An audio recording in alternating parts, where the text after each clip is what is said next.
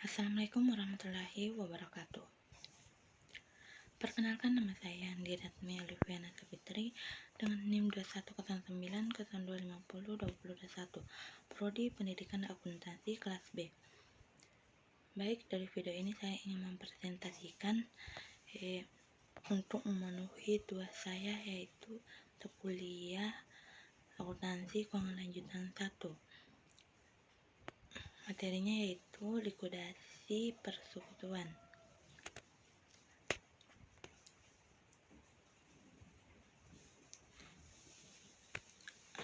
Adapun materi pertama yaitu konsep likuidasi persekutuan.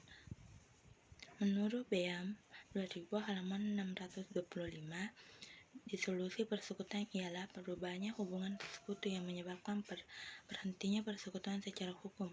Dengan disolusi, persekutuan tetap bisa berjalan terus dengan perjanjian yang baru.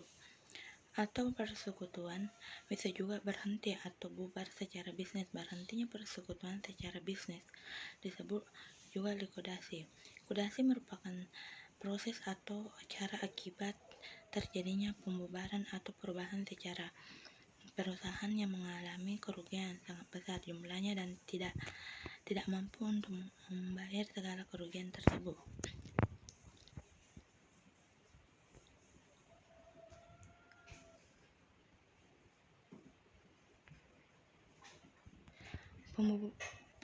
Pembubaran persekutuan dapat disebabkan oleh: pertama, salah seorang sekutu menghendaki pembubaran. Yang kedua, salah seorang sekutu meninggal dunia dan ahli warisnya tidak menyetujui untuk melanjutkan persekutuan. Ketiga, perselisihan di antara sekutu. Keempat, salah seorang sekutu dinyatakan pelit.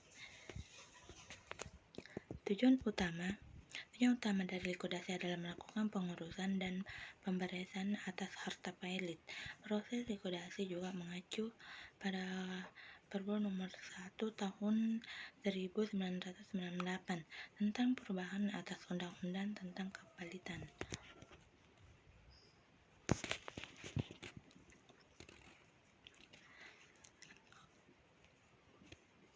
Hal-hal yang menyangkut likuidasi persekutuan. Pertama, semua perkiraan sementara atau nominalnya pada buku besar disesuaikan dan ditutup, kemudian laba atau rugi hasil penyelesaian dipindahkan ke modal para sekutu berdasarkan rasio laba atau rugi. Kedua, mengkonversi artefak non-kas menjadi kas. Yang ketiga, mengakui keuntungan dan kerugian dan biaya likuidasi yang timbul selama masa likuidasi dengan cara mengalokasikan ke modal para sekutu sesuai dengan perbandingan laba atau rugi. Lanjut,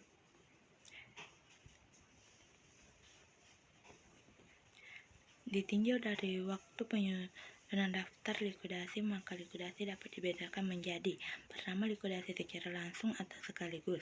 Yang kedua, likuidasi secara bertahap periodik. Ketiga, likuidasi secara bertahap dengan program kas, yaitu proses likuidasi yang dilakukan secara periodik, di mana daftar likuidasi yang disusun akan sama dengan likuidasi secara bertahap.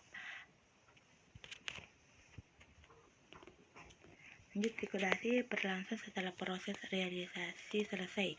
Likuidasi berlangsung setelah proses realisasi selesai dapat dibedakan menjadi 3, yaitu yang pertama, persekutuan mampu membayar semua kewajiban kepada pihak ketiga selain pada sekutu. Dalam hal ini terdapat beberapa kemungkinan sebagai berikut. Yang kedua, persekutuan tidak mampu membayar semua kewajiban kepada pihak ketiga selain kepada sekutu. Dalam hal ini terdapat beberapa kemungkinan sebagai berikut.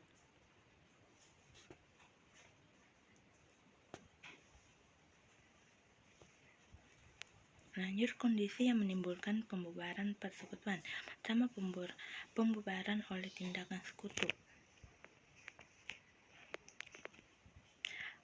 Pembubaran karena ketentuan undang-undang. Persekutuan firma dengan sendirinya bubar karena kemungkinan tertentu yang ditetapkan oleh undang-undang, yaitu: pertama, seorang anggota persekutuan firma meninggal dunia. Yang kedua, seorang sekutu atau persekutuan firma sendiri mengalami kebangkrutan. Pembubaran oleh keputusan pengadilan. Pengadilan dapat memutuskan pembubaran karena terbukti timbul hal-hal sebagai berikut. Yang pertama, seorang sekutu tidak waras atau tidak mampu untuk menyelesaikan setiap masalah atau untuk memenuhi bagiannya dalam perjanjian persekutuan firma. Yang kedua, silap seorang sekutu yang merugikan perusahaan. Ketiga, perselisihan antara para sekutu. Yang keempat, kelanjutan perusahaan tidak mungkin lagi menguntungkan. Akuntansi pembubaran persekutuan. Masuknya sekutu baru dengan membeli kepentingan sekutu lama.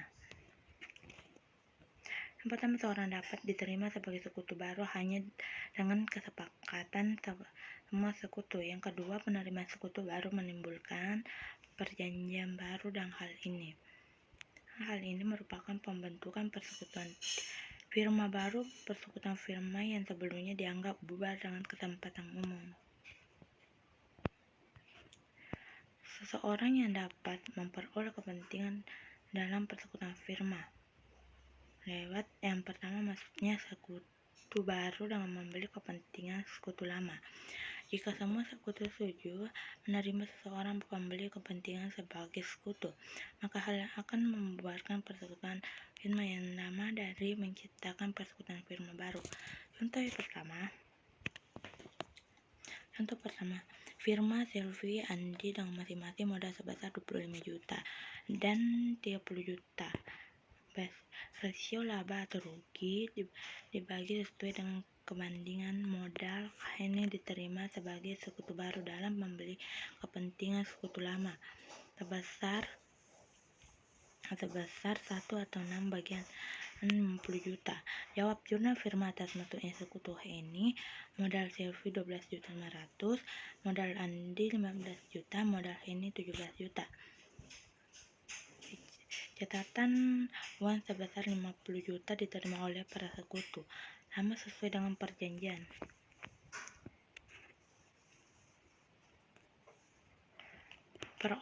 Yang kedua, perolehan kepentingan lewat investasi. Bila seorang memperoleh kepentingan dengan melakukan investasi, maka aktiva dan modal persekutuan firma akan bertambah. Contoh kedua, persekutuan bergerak dalam bidang percetakan modal. Sekutu lama terdiri dari Selvi sebesar 300 juta dan Kristi sebesar 187.500. Pembagian laba atau rugi sekutu lama sesuai dengan ratio modal awal yang disetor sekutu bisa diterima sebagai sekutu baru dan menyerahkan mesin percetakan seharga 560 juta. Sekutu lama setuju menerima Rita dengan nilai mesin sebesar 480 juta.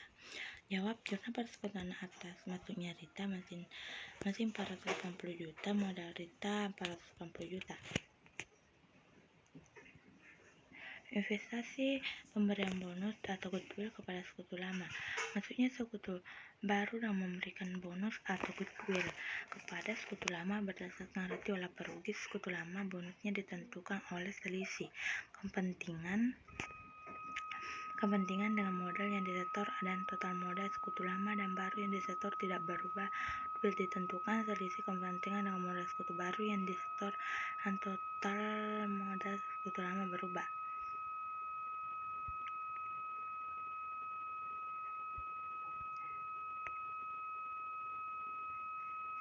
Metode goodwill. Total modal sekutu lama dan baru 85.750.000 banding 40%, jumlahkan 214.375.000.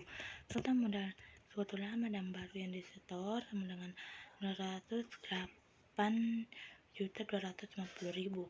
Goodwill untuk sekutu lama 6.125.000. Jurnal persekutuan atas masuknya sekutu Sinta kas 85.750, goodwill 6.125.000, modal Selvi 3.675.000, modal Tina 2.450.000 dan modal Sinta 85.750.000. Investasi dengan bonus atau goodwill kepada sekutu baru. Hal ini terjadi apabila sekutu lama mempunyai nilai tambah dibandingkan sekutu lama.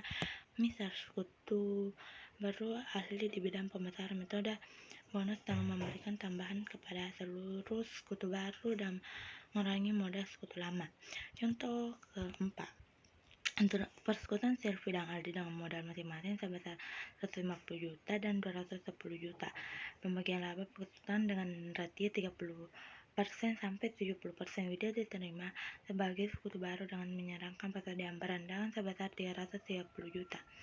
Kepentingan 60% barandakan dilakukan penilaian kembali sebesar 240 juta dan telah disetujui oleh para sekutu.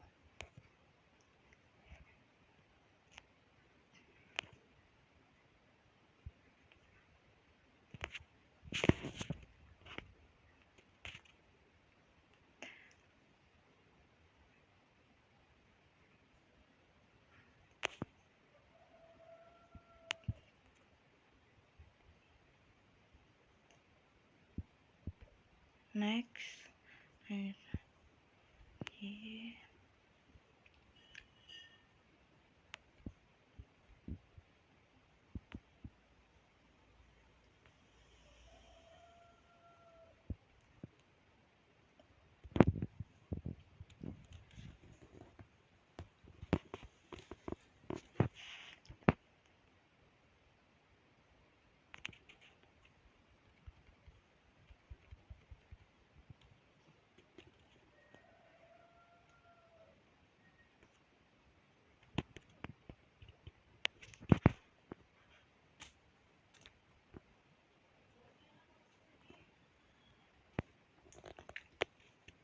Penyelesaian dengan pengunduran diri seorang sekutu.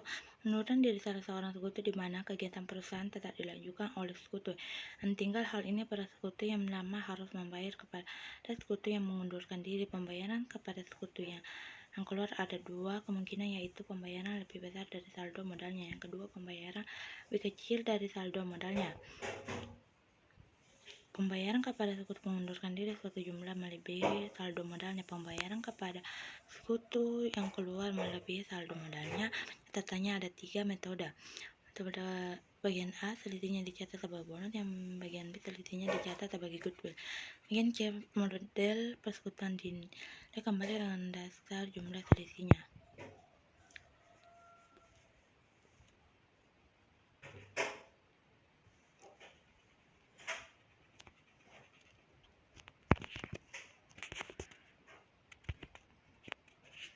Itulah pemaparan materi saya. Sekian dari saya. Assalamualaikum warahmatullahi wabarakatuh.